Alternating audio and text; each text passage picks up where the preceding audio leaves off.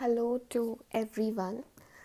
um, आज मैं कोई कविता नहीं पढ़ने वाली हूँ, तो जिन लोगों को कविताएं पसंद नहीं है they can heave a sigh of relief कि आज कोई कविता नहीं है जो आपको सुननी पड़ेगी ज़बरदस्ती। पर आज एक कहानी है जो मैं सुनाना चाहती हूँ। छोटी सी कहानी है। um, एक छोटी बच्ची की कहानी है। एक छोटी बच्ची जिसका नाम था चीनी। अब मुझसे ये मत पूछिएगा कि उसका नाम चीनी क्यों था। उसका नाम बस बस यूं ही चीनी पड़ गया था। सब उसे चीनी चीनी चीनी बुलाने लगे और उसका नाम पड़ गया चीनी। अब चीनी जो थी वो थोड़ी बड़ी प्यारी सी बच्ची थी जिसके थोड़े भूरे से गोल्डन से घुंघराले से बाल थे और बहुत वेल बिहेव्ड सी बच्ची थी और बहुत ही क्यूरियस थी। उसे हर चीज़ के बारे में जानना होता था। बट चीनी थोड़ी अनफॉर्चुनेट थी। चीनी के माँ बाप जो थे वो गुज़र चुके थे। चीनी सड़कों पर रहती थी, कभी कुछ मिल जाता था तो खा लेती थी। किसी को दया आ गई तो उसे कुछ दे दिया करता था, यूं ही कुछ उठा के पहन लिया करती थी। पर ज़्यादा दुखी मत होइए, ये कहानी इस बारे में नहीं है that we have to feel bad for चीनी, पर इस बारे में है कि चीनी क्यूरियस क्यों थी ना। चीनी मुंबई शहर में रहती थी और वर्सोवा जुहू के बीच में कहीं ना कहीं मंडराती रहती थी हमेशा। अब वर्सोवा जुहू के बीच में एक सिग्नल हुआ करता था नहीं, आई थिंक अभी भी होता होगा।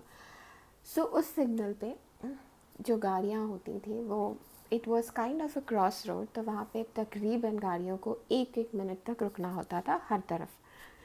अब ये बात चीनी समझती थी और रोज़ सुबह 9 बजने में तकरीबन 10 या 5 मिनट पहले चीनी उस सिग्नल पर पहुंच जाया करती थी विदाउट फेल।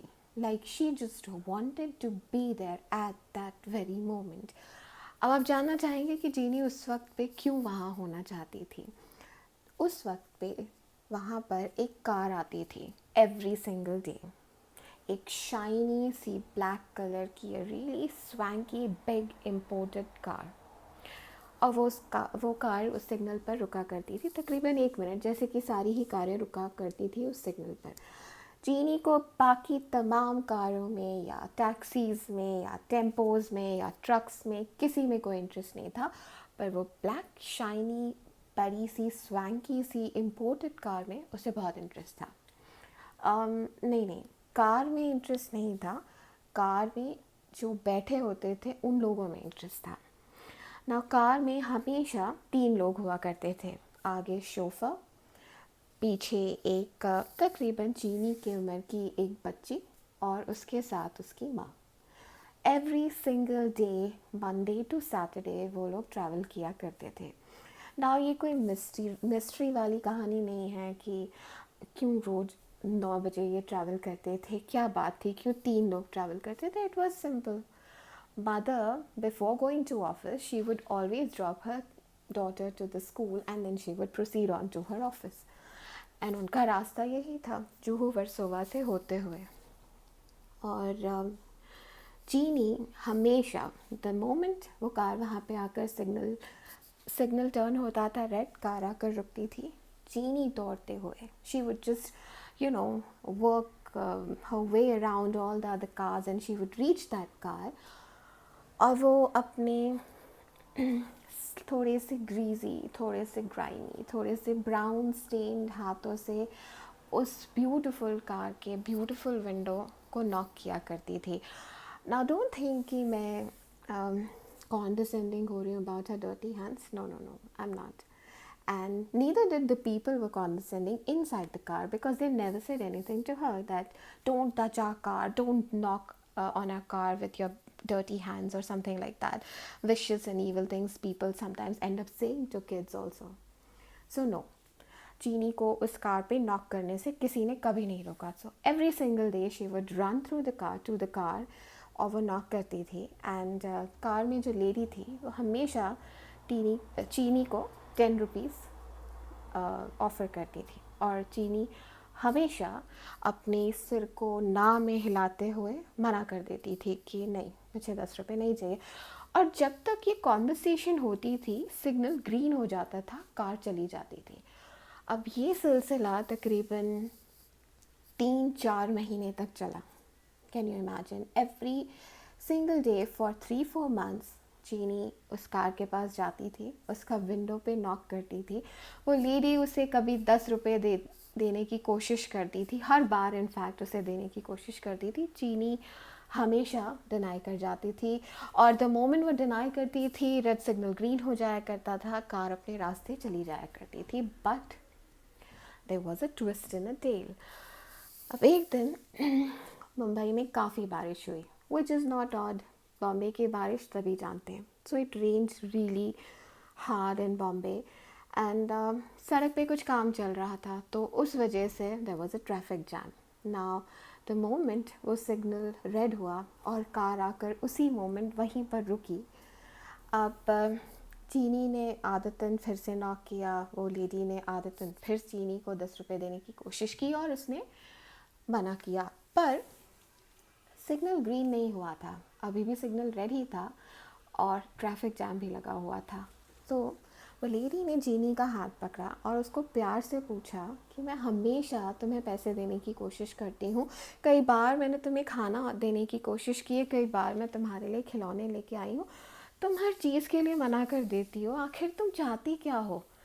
तो अब वो लेडी ये बात नहीं जानती थी, वो बच्ची ये बात नहीं जानती थी, वो शॉफर नहीं जानता था एंड आप लोग भी नहीं जानते हैं कि चीनी बचपन से गूंगी थी। चीनी बोल नहीं सकती थी, साइन लैंग्वेज सिखाने वाला कोई था नहीं, बस यूं ही सड़कों पर रहते हुए अपनी भाषा हाथों से कुछ ना कुछ बोलने की कोशिश कर लेती थी। Somehow she manage so far and she would convey. So इस लेडी के साथ भी यही उसकी दिक्कत थी कि वो हमेशा सिग्नल ग्रीन होने से पहले अपनी बात कन्वे नहीं कर पाती थी कि वो चाहती क्या है। पर उस दिन उसके पास समय था, तो जैसे ही उस लेडी ने उससे पूछा, और चीनी सुन सकती थी, थैंक गॉड फॉर दैट।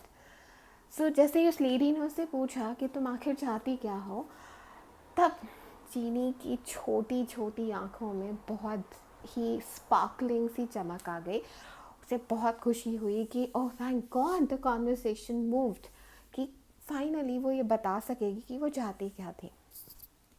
तो उसने वो लेडी को अपने इंडेक्स फिंगर्स से पॉइंट आउट करके दिखाया कि उसकी बेटी के हाथों में 3-4 महीने से लगातार एक किताब हुआ करती थी, a very big beautiful book which was almost pink candy colored book which had, I think, stories of dragons and flying horses or flying ponies or fairies, what not. It was a beautiful graphic book, जो book चीनी को काफ़ी ही fascinate करती थी। चीनी पढ़ तो सकती नहीं थी, but for some reason she just wanted that book.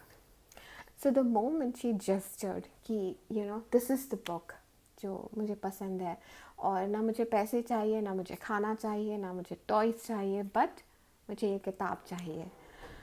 So it wasn't just that lady but उसकी बच्ची, दोनों के मुंह पे एक स्माइल आई और उन्होंने बड़े ही प्यार से वो बड़ी सी जो पिंक कैंडी कलर्ड बुक थी वो चीनी के हाथों में दे दी।